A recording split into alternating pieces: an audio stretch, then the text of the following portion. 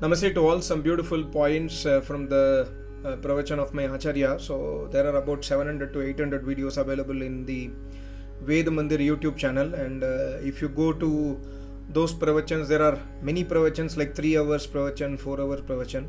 When you patiently listen to those pravachans, you can understand so much of knowledge from the Vedas, the Brahma Vidya and the spiritual knowledge. So I always try to take some notes whenever possible. So I thought of making a series of videos. I always make in Tamil language, but then I thought of making also in English, so that there are some people who are very much interested to learn more philosophical advices from the Vedic philosophy.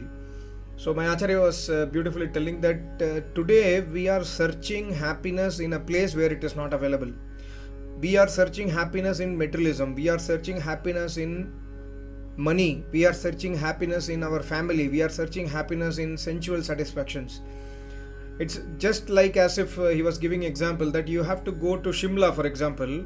You have to take a train or bus or a flight which goes to Shimla, but on the other hand, you take a train to Delhi, and then reaching Delhi, you search Shimla. So similarly, you are searching happiness where it is not available. Of course, materialistic articles, money, wealth, bank balance, property, family, good health, good wealth, everything is necessary, but these things will not give you happiness. God says in the Vedas very clearly, the only place where happiness is available is me. So you have to worship me, you have to come to me to attain happiness. Otherwise, all happiness are very temporary. In fact, Kapil Muni beautifully describes, my Acharya has written in one of his books, that Anuvriti Darshanat. Like, there is a pain or misery that happens in our life. Somebody is sick or somebody is having some problem, financial issue. We work so hard to eliminate that pain. But what happens is Anuvriti Darshanat. The moment the pain gets over, the other pain will again start. Our other issue will again start. So this goes on and on and on. The only reason is we are na drishta tat siddhihi. My Acharya has written in one of his book that from this drishtupaya, from this universe, from this world, from these materialistic articles, from the objects of our senses, tat na siddhi. You can never attain samadhi, you can never attain peace of mind, you can never attain happiness. They will give you temporary happiness, but most of them will convert into pains.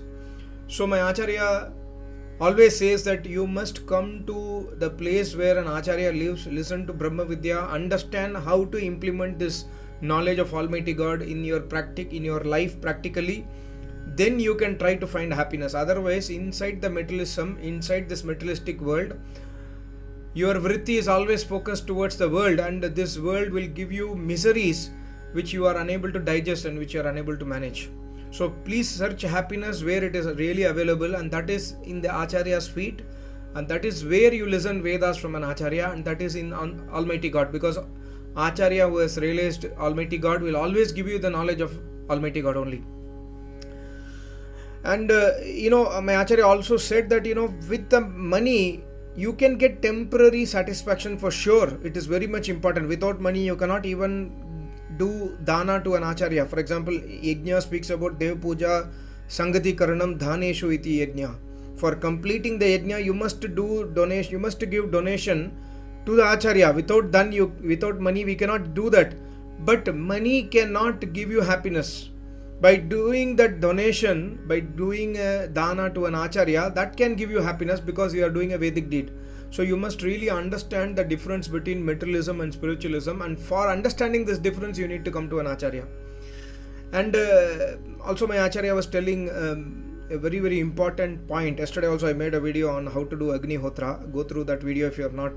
That is the full procedure basically. Otherwise I have made several videos on how to do Gayatri Mantra, Agnihotra, Gayatri Homa every day. So my Acharya was telling that without doing Agnihotra, everything what we consume, everything what we use in our house, even our clothes, even our bed, even our food, everything will give you dukh. Nothing will give you peace of mind or satisfaction. In fact, Acharya Chanakya has beautifully told in one of his books. He has told that place, that house where the walls are not black with the by doing Agnihotra every day, the walls will become black due to that smoke. A place where the walls are not black is a Samshan Ghat. It's like a burial ground. So that is the importance given to daily Agnihotra by our Vedic Sanatan followers and Rishi Munis. We must always do worship of Almighty God by Agnihotra, then only consume our food. If we are eating the food without doing Agnihotra, my Acharya mentions from Ajurveda that this is Rakshas ki jutan. That Rakshas has taken the food and then he has left over the food and you are eating that food. So that food will give you dukh. That food will result in diseases. So always do Yajna Shesha Amritam. Always eat the food after doing Agnihotra is what my Acharya said. And then also my Acharya told that in today's school and college, of course the students are studying the materialistic needs. They are studying various philosophies, various history, geography, physics, chemistry. There is no Brahma Vidya in those studies. So even the students who are studying today, after coming out of school and college, they are again plunging into darkness. They are again plunging into miseries and pains because they are unable to understand what they are supposed to do with their life. So Brahma Vidya is most essential not only for the elder people, it is most essential for younger generation from the age of 6 years of 6 years. That's what my Acharya was telling. And then when explaining about one of the Veda mantra, my Acharya says that God is that power which gives you the prana when you are in the mother's womb. And because of him giving the prana, the fetus grows inside the mother's womb and then finally the body is formed. So pranato nimishato, and by the power of Almighty God, the human eye is able to blink. Without even thinking, our eyes blink. That is because of the power of Almighty God. That is the creation of Almighty God. That's the wonder of Almighty God. But today we are praising those Almighty gods who are not Almighty God, who are imaginary. We are praising many Almighty gods, either be it in Hindu or in Muslim or Christian or Jain or Buddhist. We are praising those Almighty gods which never exist. We must praise that Almighty God who gives us the prana system, who makes our eyes blink. Otherwise, without worshipping this Almighty God, we can never attain mukti, we can never attain salvation, or we can never attain peace. This is what my Acharya told.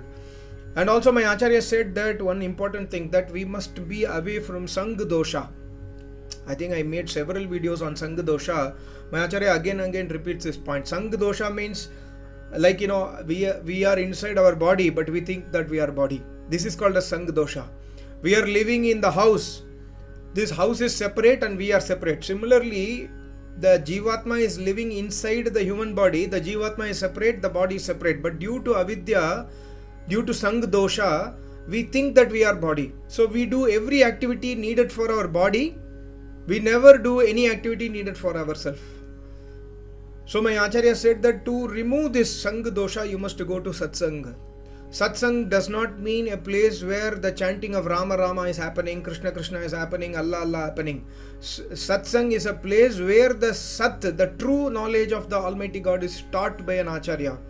And that true knowledge, my Acharya beautifully explained that it's like, my Acharya explains Satsang. He explains that Deva Aganma Jyoti Bhuma. Where there is the Jyoti of Almighty God, which is manifested inside the Rishi, and that Jyoti is giving the true knowledge from that Acharya. That is called as Satsang. Joining with that Jyoti, listening Vedas from that light of Brahma Rishi is called as Satsang. Otherwise, going to any place, going to temple, listening Rama Rama Krishna Krishna is not Satsang. My Acharya also further beautifully explained that, do you remember, or do any of us know, any one of us know what is the name of a Rishi Muni who lived in the previous Srishti? Nobody will know. Like in this Srishti, Ram was there, Krishna was there, Patanjali Muni was there, Vyas Muni was there, many great philosophers were there, yogis were there. These names will not be known to those people who will take birth in the next creation. So do not chant the name of those people who are temporary, who you are saying Rama Rama. Rama is the name given to the body of Sri Ram, who was a Jivatma. So when you chant Rama Rama, that body is already destroyed in this universe. In this world, he died and then it was burnt. So the body of Rama was called as Rama, whereas Rama was a Jivatma. So always go to a place to listen where the formless Almighty God who creates this universe, His stuti is taught to you. Do not go to a place where this kind of worship, the idol worship or other religious books are being taught to you. That is the going to a place where an Acharya teaches you about Almighty God Om, who creates this universe, is called as Satsang. Finally, last point before closing this video is my Acharya always says that if you have a true Guru who is a Samadhist yogi, you can never say no to his Agya.